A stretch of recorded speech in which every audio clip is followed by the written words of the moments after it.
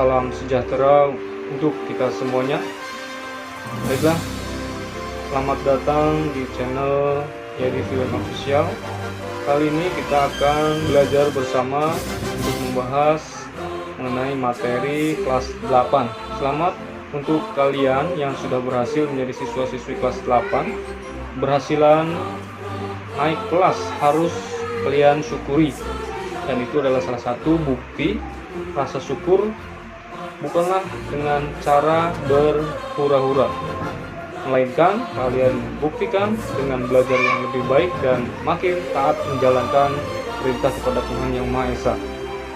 Untuk menjalankan perintah Tuhan Yang Maha Esa itu merupakan bentuk menghargai, mengamalkan Pancasila, dan itu sudah terdapat dalam sila pertama dalam hidup bermasyarakat dan bernegara. Banyak sekali nilai-nilai Pancasila yang dapat diamalkan. Dengan mempelajari bab ini, kita akan mempelajari nilai-nilai Pancasila sebagai dasar negara dan pandangan hidup bangsa, dan bagaimana melaksanakan nilai-nilai Pancasila di dalam lingkungan masyarakat, lingkungan sekolah, bangsa, dan negara. Untuk lebih jelasnya, mari kita saksikan tayangan berikut ini. Baik, anak-anakku sekalian, marilah kita lanjutkan materi bab 1 mengenai memahami kedudukan dan fungsi Pancasila. Sebelum kita mulai pembelajaran, ayo kita berdoa sesuai agama kita masing-masing. Berdoa dimulai. Semoga doa kita dikabulkan oleh Allah Subhanahu wa taala. Amin ya Allah, amin ya rabbal alamin. Para pendiri negara Republik Indonesia pada tanggal 18 Agustus 1945 menyepakati dasar negara adalah Pancasila. Istilah Pancasila itu sendiri menurut Darji Darmodi Harjo SH tahun 1995 sudah dikenal sejak zaman Majapahit. Pada abad ke-14 terdapat dalam buku Nagara Kertagrama karangan Prapanca dan buku Sutasoma karangan Tantular. Istilah Pancasila dalam bahasa Sanskerta asal kata panca yaitu 5 dan sila itu sendi atau asas, berarti batu sendi yang 5 juga berarti pelaksanaan kesusilaan yang 5 atau Pancasila Krama. Selanjutnya dalam buku tersebut, Pancasila memiliki dua pengertian, yaitu berbatu sendi yang 5 dan pelaksanaan kesusilaan yang 5. Terdiri dari A. Dilarang melakukan kekerasan, B. Dilarang mencuri, C. Dilarang berjiwa dengki, D. Dilarang berbohong, dan E. Dilarang mabuk atau minuman keras. Istilah Pancasila dalam kehidupan kenegaraan dikenalkan pertama kali oleh Insinyur Soekarno dalam sidang Badan Penyelidik Usaha-Usaha Persiapan Kemerdekaan Indonesia yang disingkat menjadi BPUPKI tanggal 1 Juni 1945. Menurut Insinyur Soekarno, Pancasila adalah isi jiwa bangsa Indonesia yang turun-temurun sekian abad lamanya terpendam bisu oleh kebudayaan Barat. Dengan demikian, Pancasila tidak saja falsafah negara, tetapi lebih luas lagi yaitu falsafah bangsa Indonesia. Kemudian menurut Muhammad Yamin menjelaskan bahwa Pancasila berasal dari kata panca yang berarti 5 dan sila yang berarti sendi atau dasar atau peraturan tingkah laku yang penting dan baik. Dengan demikian, Pancasila merupakan 5 dasar yang berisi pedoman atau aturan tentang tingkah laku yang penting dan baik. Pancasila sejak tanggal 18 Agustus 1945 ditetapkan sebagai dasar negara sebagaimana tertuang dalam alinea keempat pembukaan Undang-Undang Dasar Negara Republik Indonesia tahun 1945.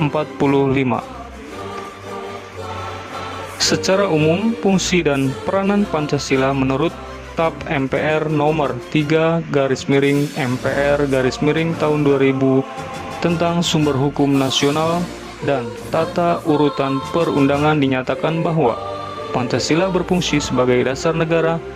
Hal ini mengandung maksud bahwa Pancasila digunakan sebagai dasar untuk mengatur penyelenggaraan ketatanegaraan negara yang meliputi bidang ideologi, politik, ekonomi, sosial budaya, dan pertahanan keamanan. Fungsi dan peranan Pancasila sebelumnya telah kita kenal sebagai 1. Pancasila sebagai jiwa bangsa Indonesia. Pancasila sebagai jiwa bangsa berfungsi agar Indonesia tetap hidup dalam jiwa Pancasila. Setiap bangsa dan negara tentu memiliki jiwa. Dalam hal ini, Pancasila menjadi jiwa bangsa Indonesia. Pancasila sendiri telah ada sejak bangsa Indonesia lahir, yaitu sejak proklamasi kemerdekaan.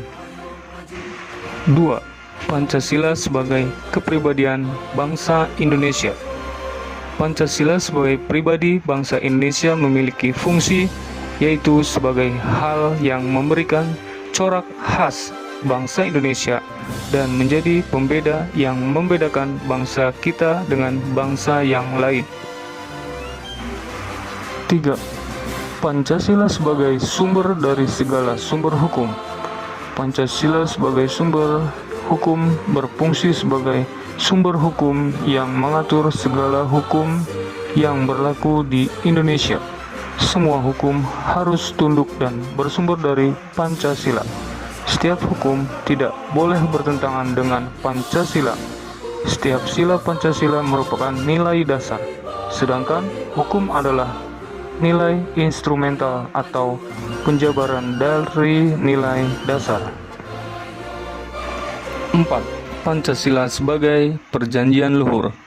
Pancasila sebagai perjanjian luhur telah berfungsi dan disepakati melalui Sidang Panitia Persiapan Kemerdekaan Indonesia tanggal 18 Agustus 1945. Walaupun disahkannya Pancasila hanya oleh sebuah Panitia Persiapan Kemerdekaan Indonesia, tetapi PPKI sebenarnya adalah suatu badan yang mewakili suara rakyat. Jadi, Pancasila merupakan hasil perjanjian bersama rakyat. 5. Pancasila sebagai cita-cita dan tujuan bangsa Indonesia. Pancasila sebagai cita-cita bangsa memiliki fungsi, yaitu untuk menciptakan masyarakat yang adil dan makmur. 6. Pancasila sebagai satu-satunya asas dalam kehidupan berbangsa dan bernegara. Pancasila sebagai satu-satunya asas adalah sebagai konsekuensi ditetapkannya Pancasila oleh bangsa Indonesia sebagai dasar negara dan juga merupakan perwujudan melaksanakan Pancasila secara murni dan konsekuen. 7. Pancasila sebagai moral pembangunan. Pancasila dijadikan kerangka, acuan, tolak ukur, parameter, arah, dan tujuan dari pembangunan. Baik, berikutnya, setelah kalian memahami arti dan fungsi Pancasila bagi bangsa Indonesia, sekarang kalian lakukan hal-hal berikut untuk mengetahui pemahaman kalian. Yang pertama, buatlah resume atau ringkasan tentang arti kedudukan dan fungsi Pancasila. Kemudian yang kedua, jawablah pertanyaan berikut ini. A. Apa arti Pancasila bagi bangsa Indonesia? B. Apa fungsi Pancasila bagi bangsa Indonesia? C. Siapakah the founding father yang merumuskan Pancasila? D. Seperti apakah fungsi Pancasila bagi kehidupan bernegara? Untuk menjawab pertanyaan di atas, silakan kalian isi link yang ada di dalam Google Classroom. Selamat belajar. Terima kasih. Wassalamualaikum warahmatullahi wabarakatuh.